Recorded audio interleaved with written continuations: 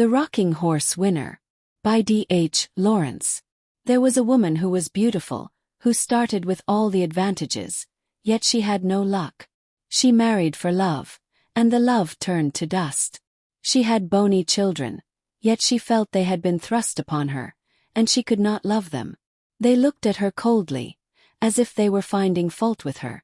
And hurriedly she felt she must cover up some fault in herself. Yet what it was that she must cover up she never knew.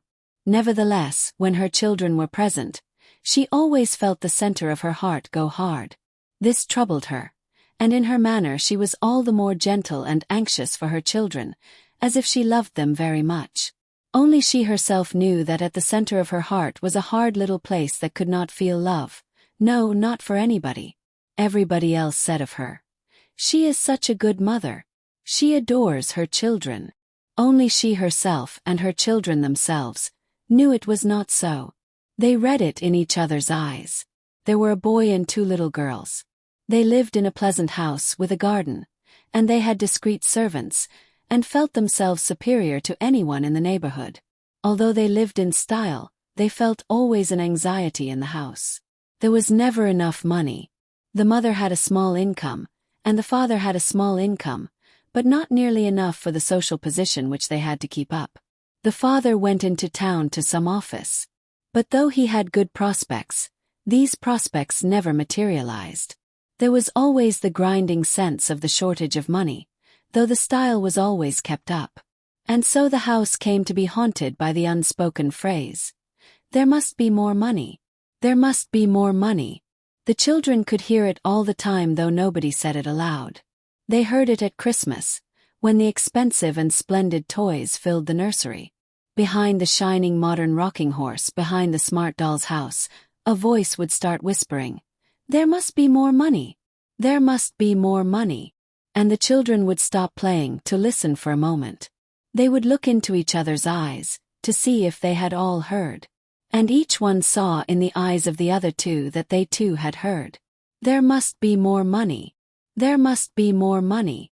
It came whispering from the springs of the still swaying rocking horse, and even the horse, bending his wooden champing head, heard it. The big doll, sitting so pink and smirking in her new pram, could hear it quite plainly, and seemed to be smirking all the more self-consciously because of it. The foolish puppy too that took the place of the teddy bear. He was looking so extraordinarily foolish for no other reason but that he heard the secret whisper all over the house, "There must be more money." Yet nobody ever said it aloud. The whisper was everywhere, and therefore no one spoke it. Just as no one ever says, "We are breathing," in spite of the fact that breath is coming and going all the time. "Mother," said the boy Paul one day, "why don't we keep a car of our own? Why do we always use uncle's, or else a taxi?" "Because we're the poor members of the family," said the mother. "But why are we, mother?" "Well, I suppose," she said slowly and bitterly, "it's because your father has no luck." The boy was silent for some time. "Is luck money, mother?" he asked rather timidly. "No, Paul. Not quite. It's what causes you to have money." "Oh," said Paul vaguely. "I thought when Uncle Oscar said filthy lucre, it meant money." "Filthy lucre does mean money," said the mother. "But it's lucre, not luck." "Oh," said the boy. "Then what is luck, mother?" "It's what causes you to have money. If you're lucky you have money. That's why it's better to be born lucky than rich. If you're rich you may lose your money. But if you're lucky, you will always get more money." "Oh, will you? And is father not lucky?" "Very unlucky, I should say," she said bitterly. The boy watched her with unsure eyes. "Why?" he asked. "I don't know. Nobody ever knows why one person is lucky and another unlucky. Don't they? Nobody at all. Does nobody know? Perhaps God. But he never tells. He ought to then. And aren't you lucky either, mother?" "I can't be, if I married an unlucky husband." "But by yourself, aren't you?" "I used to think I was before I married. Now I think I am very unlucky indeed." "Why?" "Well, never mind. Perhaps I'm not really," she said. The child looked at her to see if she meant it. But he saw, by the lines of her mouth, that she was only trying to hide something from him. "Well, anyhow," he said stoutly, "I'm a lucky person." "Why?" said his mother with a sudden laugh. He stared at her. He didn't even know why he had said it. "God told me," he asserted, brazening it out. "I hope he did, dear," she said again with a laugh, but rather bitter. "He did, mother." "Excellent," said the mother, using one of her husband's exclamations. The boy saw she did not believe him, or rather that she paid no attention to his assertion. This angered him somewhere, and made him want to compel her attention. He went off by himself vaguely in a childish way, seeking for the clue to luck. Absorbed, taking no heed of other people. He went about with a sort of stealth, seeking inwardly for luck. He wanted luck, he wanted it, he wanted it. When the two girls were playing dolls in the nursery, he would sit on his big rocking horse, charging madly into space, with a frenzy that made the little girls peer at him uneasily. Wildly the horse careered, the waving dark hair of the boy tossed. His eyes had a strange glare in them. The little girls dared not speak to him. When he had ridden to the end of his mad little journey, he climbed down and stood in front of his rocking horse, staring fixedly into its lowered face. Its red mouth was slightly open, its big eye was wide and glassy bright. "Now!" he would silently command the snorting steed. "Now take me to where there is luck. Now take me." And he would slash the horse on the neck with the little whip he had asked Uncle Oscar for. He knew the horse could take him to where there was luck, if only he forced it. So he would mount again and start on his furious ride, hoping at last to get there. "You'll break your horse, Paul," said the nurse. "He's always riding like that. I wish he'd leave off," said his elder sister Joan. But he only glared down on them in silence. Nurse gave him up. She could make nothing of him. Anyhow, he was growing beyond her. One day his mother and his Uncle Oscar came in when he was on one of his furious rides. He did not speak to them. "Hello, you young jockey. Riding a winner," said his uncle. "Aren't you growing too big for a rocking horse? You're not a very little boy any longer, you know," said his mother. But Paul only gave a blue glare from his big, rather close-set eyes. He would speak to nobody when he was in full tilt. His mother watched him with an anxious expression on her face. At last he suddenly stopped forcing his horse into the mechanical gallop and slid down. "Well, I got there," he announced fiercely, his blue eyes still flaring, and his sturdy long legs straddling apart. "Where did you get to?" asked his mother. "Where I wanted to go," he flared back at her. "That's right, son," said Uncle Oscar. "Don't you stop till you get there. What's the horse's name?" "He doesn't have a name," said the boy. "Gets on without all right?" asked the uncle. "Well, he has different names. He was called Sansovino last week." "Sansovino, eh?" won the ascot. "How did you know this name?" "He always talks about horse races with Bassett," said Joan. The uncle was delighted to find that his small nephew was posted with all the racing news. Bassett, the young gardener, who had been wounded in the left foot in the war and had got his present job through Oscar Cresswell, whose Batman he had been, was a perfect blade of the turf. He lived in the racing events, and the small boy lived with him. Oscar Cresswell got it all from Bassett. "Master Paul comes and asks me, so I can't do more than tell him, sir," said Bassett, his face terribly serious, as if he were speaking of religious matters. "And does he ever put anything on a horse he fancies?" "Well, I don't want to give him away. He's a young sport, a fine sport, sir. Would you mind asking him himself? He sort of takes a pleasure in it, and perhaps he'd feel I was giving him away, sir, if you don't mind." Bassett was serious as a church. The uncle went back to his nephew and took him off for a ride in the car. "Say, Paul, old man, do you ever put anything on a horse?" the uncle asked. The boy watched the handsome man closely. "Why do you think I oughtn't to?" he parried. "Not a bit of it. I thought perhaps you might give me a tip for the Lincoln." The car sped on into the country, going down to Uncle Oscar's place in Hampshire. "Honor bright," said the nephew. Honor bright, son, said the uncle. Well then, Daffodil. Daffodil. I doubt it, sonny. What about Mirza? I only know the winner, said the boy. That's Daffodil. Daffodil, eh? There was a pause. Daffodil was an obscure horse comparatively. Uncle. Yes, son. You won't let it go any further, will you? I promised Bassett. Bassett be damned, old man. What's he got to do with it? We're partners. We've been partners from the first. Uncle, he lent me my first 5 shillings which I lost. I promised him, honor bright, it was only between me and him. Only you gave me that 10-shilling note I started winning with, so I thought you were lucky. You won't let it go any further, will you? The boy gazed at his uncle from those big, hot blue eyes, set rather close together. The uncle stirred and laughed uneasily. Right you are, son. I'll keep your tip private. How much are you putting on him? All except £20, said the boy. I keep that in reserve. The uncle thought it a good joke. You keep £20 in reserve, do you young romancer? What are you betting then? I'm betting 300, said the boy gravely. But it's between you and me, Uncle Oscar. Honor bright. It's between you and me all right, you young Nat Gould, he said laughing. But where's your 300? Bassett keeps it for me. We're partners. You are you? And what is Bassett putting on Daffodil? He won't go quite as high as I do, I expect. Perhaps he'll go 150. What pennies? Laughed the uncle.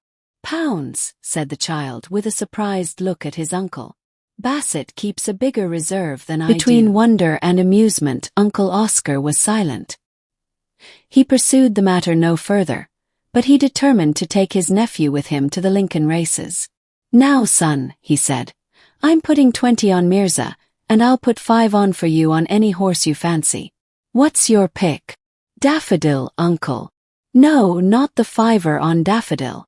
I should if it was my own 5, said the child. Good. Right you are. A 5 for me and a 5 for you on Daffodil. The child had never been to a race meeting before, and his eyes were blue fire. He pursed his mouth tight and watched.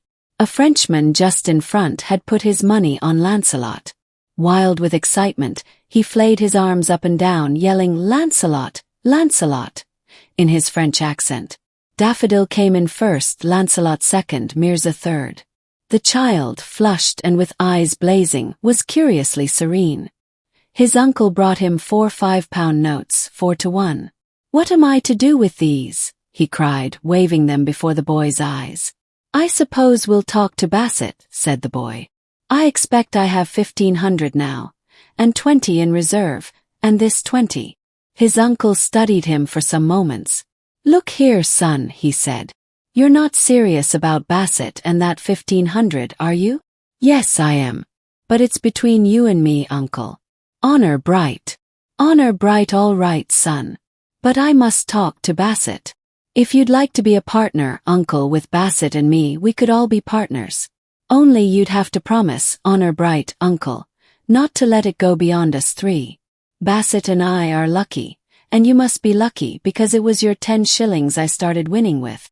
Uncle Oscar took both Bassett and Paul into Richmond Park for an afternoon, and there they talked. It's like this, you see, sir, Bassett said. Master Paul would get me talking about racing events, spinning yarns, you know, sir. And he was always keen on knowing if I'd made or if I'd lost. It's about a year since now that I put 5 shillings on Blush of Dawn for him, and we lost. Then the luck turned with that 10 shillings he had from you, that we put on Singhalese. And since that time it's been pretty steady, all things considering. What do you say, Master Paul? We're all right when we're sure, said Paul. It's when we're not quite sure that we go down. Oh, but we're careful then, said Bassett. But when are you sure? Smiled Uncle Oscar. It's Master Paul, sir, said Bassett in a secret religious voice. It's as if he had it from heaven. Like Daffodil now for the Lincoln. That was as sure as eggs. Did you put anything on Daffodil? Asked Oscar Cresswell. Yes, sir, I made my bit. And my nephew. Bassett was obstinately silent, looking at Paul. I made 1,200, didn't I, Bassett? I told Uncle I was putting 300 on Daffodil. That's right, said Bassett, nodding. But where's the money? Asked the uncle. I keep it safe locked up, sir. Master Paul, he can have it any minute he likes to ask for it. What, £1,500? And 20. And 40, that is, with the 20 he made on the course. It's amazing, said the uncle. If Master Paul offers you to be partners, sir, I would if I were you. If you'll excuse me, said Bassett. Oscar Cresswell thought about it. I'll see the money, he said. They drove home again, and sure enough, Bassett came round to the garden house with £1,500 in notes. The £20 reserve was left with Joe Glee, in the turf commission deposit. You see, it's all right, Uncle, when I'm sure. Then we go strong for all we're worth, don't we, Bassett? We do that, Master Paul. And when are you sure? Said the uncle, laughing. Oh, well, sometimes I'm absolutely sure, like about Daffodil, said the boy. And sometimes I have an idea, and sometimes I haven't even an idea, have I, Bassett? Then we're careful because we mostly go down. You do you? And when you're sure, like about Daffodil, what makes you sure, sonny? Oh, well, I don't know, said the boy uneasily. I'm sure, you know, Uncle, that's all. It's as if he had it from heaven, sir, Bassett reiterated. I should say so, said the uncle. But he became a partner. And when the ledger was coming on, Paul was sure about Lively Spark, which was a quite inconsiderable horse. The boy insisted on putting 1,000 on the horse. Bassett went for 500, and Oscar Cresswell 200. Lively Spark came in first, and the betting had been 10-1 against him. Paul had made 10,000. You see, he said, I was absolutely sure of him. Even Oscar Cresswell had cleared 2,000. Look here, son, he said, this sort of thing makes me nervous. It needn't, Uncle. Perhaps I shan't be sure again for a long time. But what are you going to do with your money? Asked the uncle. Of course, said the boy. I started it for Mother. She said she had no luck because Father is unlucky, so I thought if I was lucky, it might stop whispering. What might stop whispering? Our house. I hate our house for whispering. What does it whisper? Why, the boy fidgeted. Why, I don't know. But it's always short of money, you know, Uncle. I know it, son, I know it. You know people send Mother writs, don't you, Uncle? I'm afraid I do, said the uncle. And then the house whispers like people laughing at you behind your back. It's awful, that is. I thought if I was lucky dash. You might stop it, added the uncle. The boy watched him with big blue eyes that had an uncanny cold fire in them, and he said never a word. Well then, said the uncle, what are we doing? I shouldn't like Mother to know I was lucky, said the boy. Why not, son? She'd stop me. I don't think she would. Oh! And the boy writhed in an odd way. I don't want her to know, Uncle. All right, son. We'll manage it without her knowing. They managed it very easily. Paul, at the other suggestion, handed over £5,000 to his uncle, who deposited it with the family lawyer, who was then to inform Paul's mother that a relative had put £5,000 into his hands, which sum was to be paid out £1,000 at a time on the mother's birthday for the next 5 years. So she'll have a birthday present of £1,000 for 5 successive years, said Uncle Oscar. I hope it won't make it all the harder for her later. Paul's mother had her birthday in November. The house had been whispering worse than ever lately, and even in spite of his luck, Paul could not bear up against it. He was very anxious to see the effect of the birthday letter, telling his mother about the £1,000. When there were no visitors, Paul now took his meals with his parents, as he was beyond the nursery control. His mother went into town nearly every day. She had discovered that she had an odd knack of sketching furs and dress materials, so she worked secretly in the studio of a friend who was the chief artist for the leading drapers. She drew the figures of ladies in furs and ladies in silk and sequins for the newspaper advertisements. This young woman artist earned several £1,000s a year, but Paul's mother only made several hundreds, and she was again dissatisfied. She so wanted to be first in something, and she did not succeed, even in making sketches for drapery advertisements. She was down to breakfast on the morning of her birthday.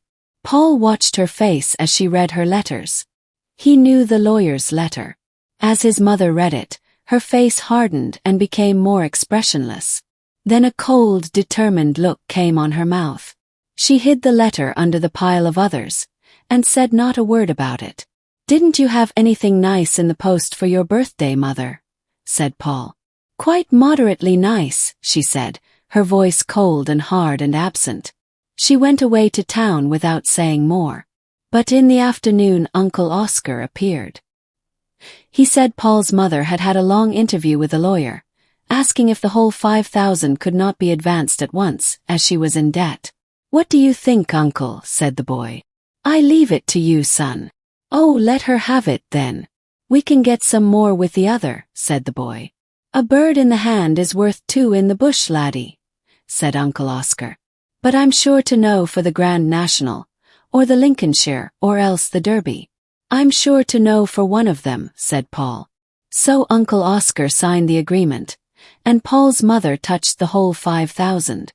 Then something very curious happened. The voices in the house suddenly went mad, like a chorus of frogs on a spring evening.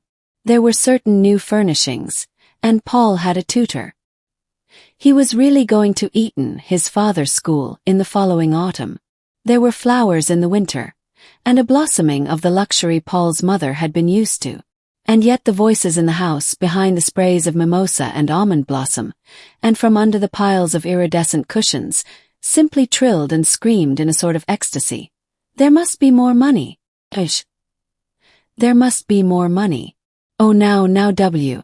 Now W. There must be more money.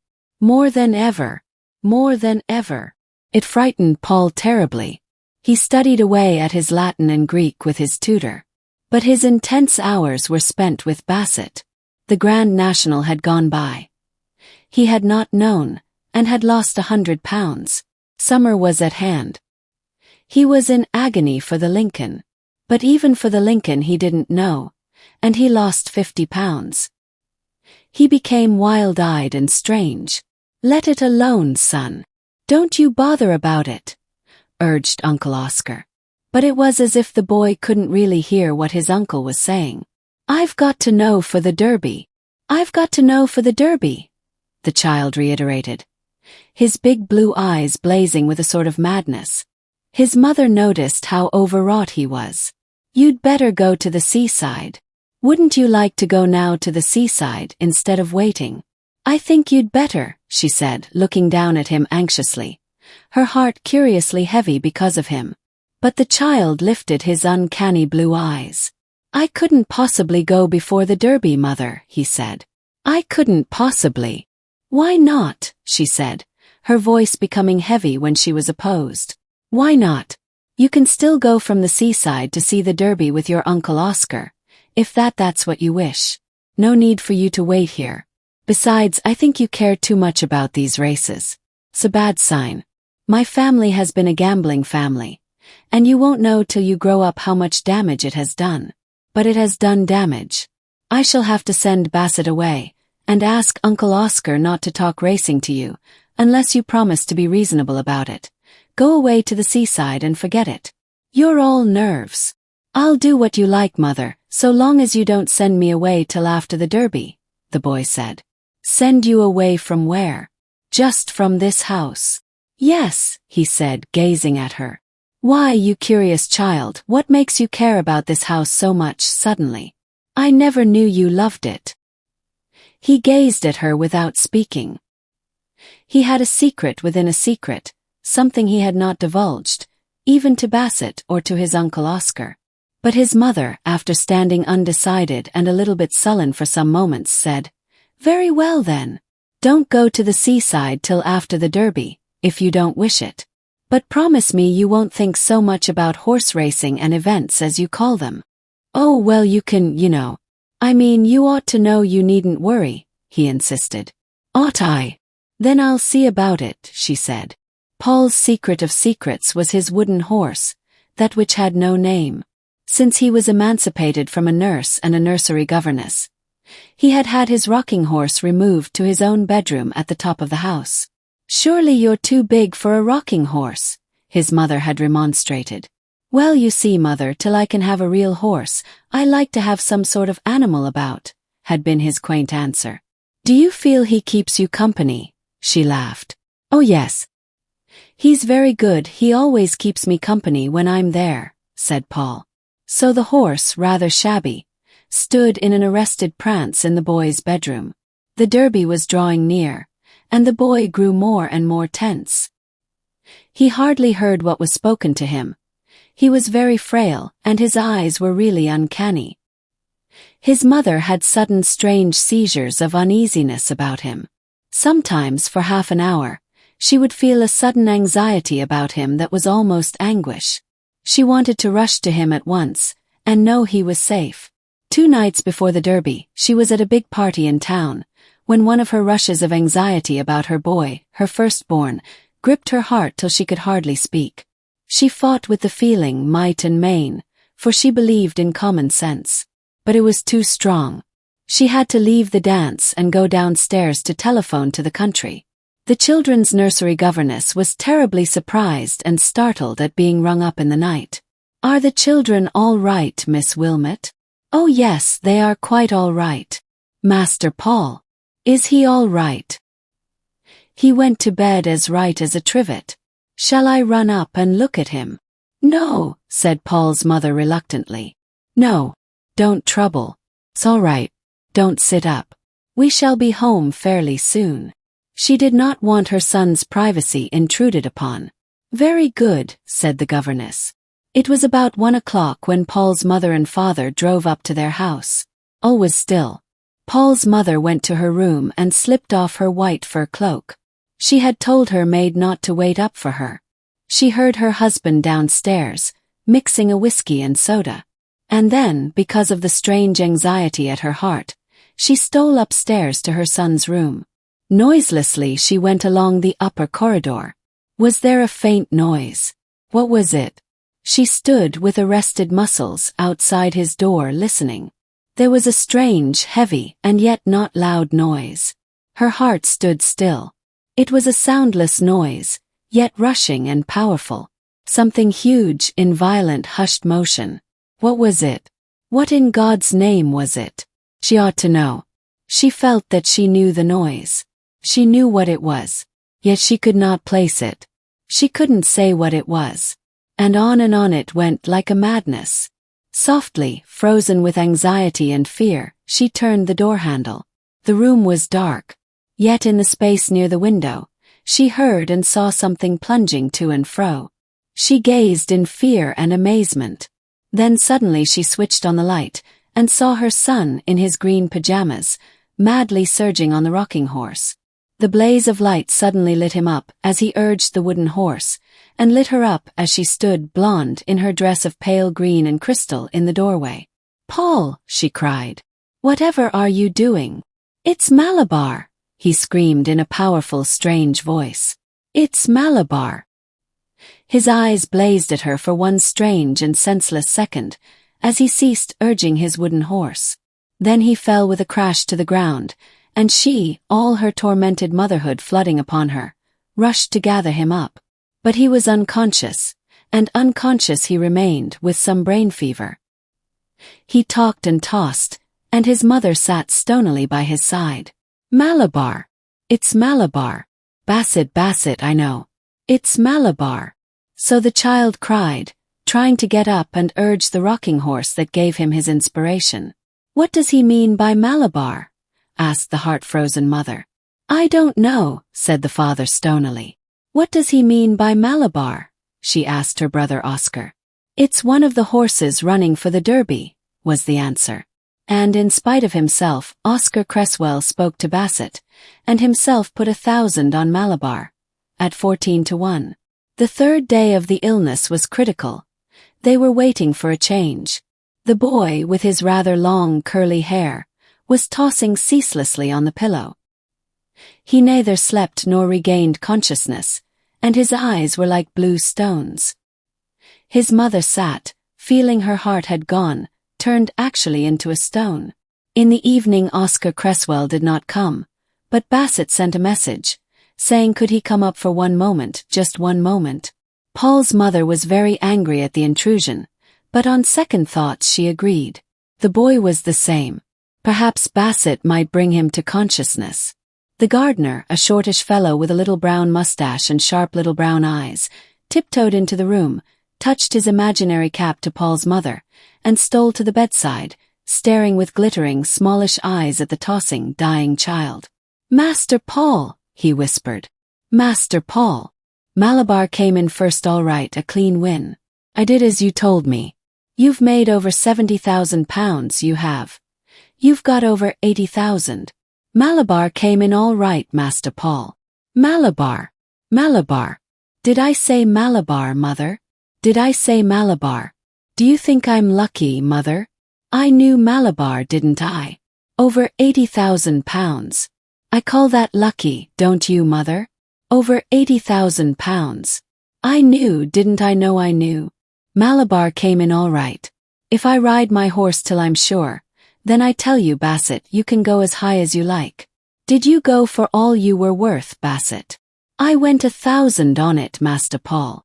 I never told you, mother, that if I can ride my horse and get there, then I'm absolutely sure." "Oh, absolutely. Mother, did I ever tell you? I am lucky." "No, you never did," said his mother. But the boy died in the night. And even as he lay dead, his mother heard her brother's voice saying to her, "My God, Hester, you're 80-odd thousand to the good, and a poor devil of a son to the bad. But poor devil, he's best gone out of a life where he rides his rocking horse to find a winner." The end.